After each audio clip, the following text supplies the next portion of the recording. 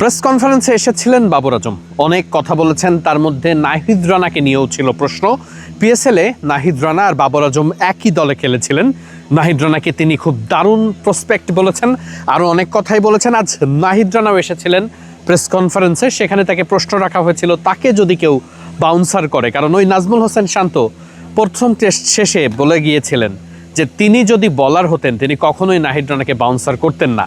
এই প্রশ্নের উত্তরে নাহিদ রানার সাফ উত্তর, তাকে আসলে কে বাউন্সার করবে কি করবে না সেটা তিনি জানেন না, তবে বাউন্সার যদি কেউ করে থাকেন তাহলে তিনি ছেড়ে কথা বলবেন না।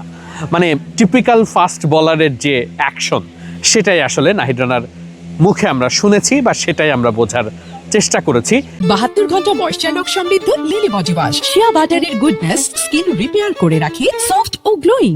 একই সাথে আজকের দ্বিতীয় দিন শেষে একটা কথা হলপ করে বলাই যায়, দ্বিতীয় দিন শেষেই হয়তো বা এই টেস্টের গতিপথ, এই টেস্ট আসলে কোন দিকে যাচ্ছে সেটা খুব নির্দ্বিধায় বলা যায়।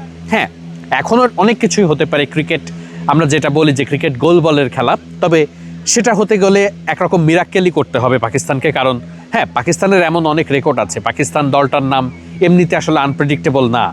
সেক্ষেত্রে আসলে তাদেরকে অনেক অল্পতেই বাংলাদেশকে অল আউট করতে হবে, কিন্তু সেটি করতে গেলে আমি যদি একটু, আমার পেছনে স্কোর বোর্ড আছে, আমি দেখছি এখান থেকে, আপনাদের ক্যামেরাতে হয়তো বা আপনারা দেখতে পাচ্ছেন না, বাট আমি দেখতে পাচ্ছি 110 রান বাংলাদেশ 26 ওভার ব্যাটিং করেই করে ফেলেছে এবং বাংলাদেশের উইকেট হারিয়েছে 3টি, অর্থাৎ শেষ বেলায় একটা উইকেট গেছে। সেটা নিয়ে নিশ্চয়ই আফসোস আছে, কারণ শেষ ওভারে ওই উইকেটটা পড়েছে।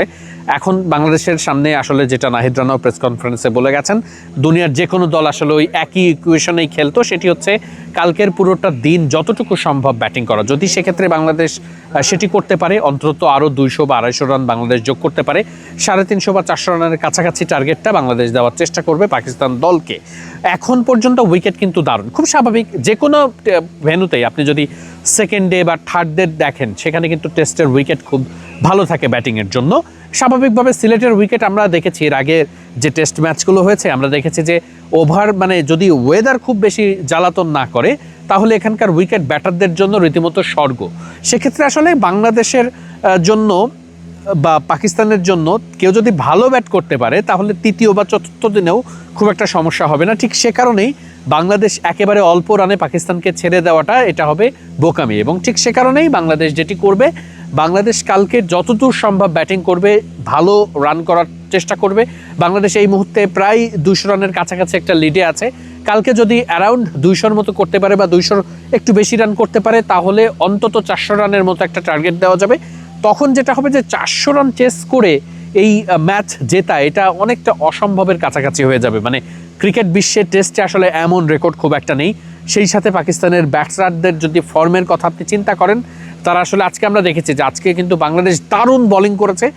এত ভালো উইকেট যেখানে আপনি চাইলেই সারাদিন ব্যাটিং করতে পারবেন যদি আপনি ভালো ব্যাট করেন। মানে আমার কাছে যেটা মনে হয়েছে, বা এখানে যারা প্রেস মিটে এসেছিলেন বাবর আজম থেকে শুরু করে নাহিদ রানা, সবারই একই রকম কথাই ছিল।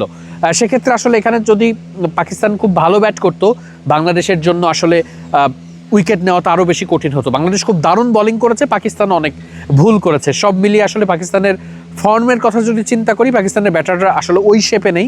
সে কারণে ওই 400 রান চেস করে পাকিস্তান জিতবে সেটা আসলে চিন্তা করাটা একটু কঠিন এই মুহূর্তে। এবং তারপরেও ক্রিকেট যেহেতু যে কোনো কিছু হতে পারে, বাংলাদেশকে সে ব্যাপারে সতর্ক থাকতে হবে। কালকে সারাটা দিন বাংলাদেশকে সেই সময়টা অতিবাহিত করতে হবে, যতটুকু সম্ভব অতিবাহিত করতে হবে। দিন যত এগোতে থাকবে উইকেটের পরিস্থিতি বলারদের ততটা পক্ষে যেতে থাকবে, এবং বাংলাদেশ যখন একটা টার্গেট সেট করবে পাকিস্তানকে, বাংলাদেশ যখন বোলিংয়ে যাবে, যত সময় বাংলাদেশ ব্যাটিং ইউনিট যতটা সময় এই উইকেটে টিকে থাকতে পারবে, বলারদের জন্য আসলে কাজটা ততটা সহজ হয়ে যাবে। নিশ্চিত করেই এই টেস্টে একেবারে, মানে আপনি কোনো রকম রাগঢাক না রেখেই বলতে পারেন এই টেস্ট বাংলাদেশ জিততে চলেছে।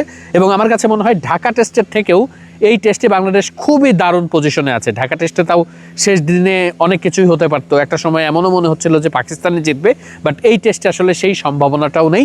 বাংলাদেশ আসলে ক্লিনলি পাকিস্তানকে হারাবে সেটাই এখন প্রত্যাশিত, বরং উল্টো কোনো কিছু হলেই বরং সেটি বেশ অবাক করার মতোই হবে এবং ক্রিকেট বিশ্বের বিরলতম কোনো কিছু হবে। তবে সেটি না হোক, সেটি নিশ্চয় আমরা প্রত্যাশা করব।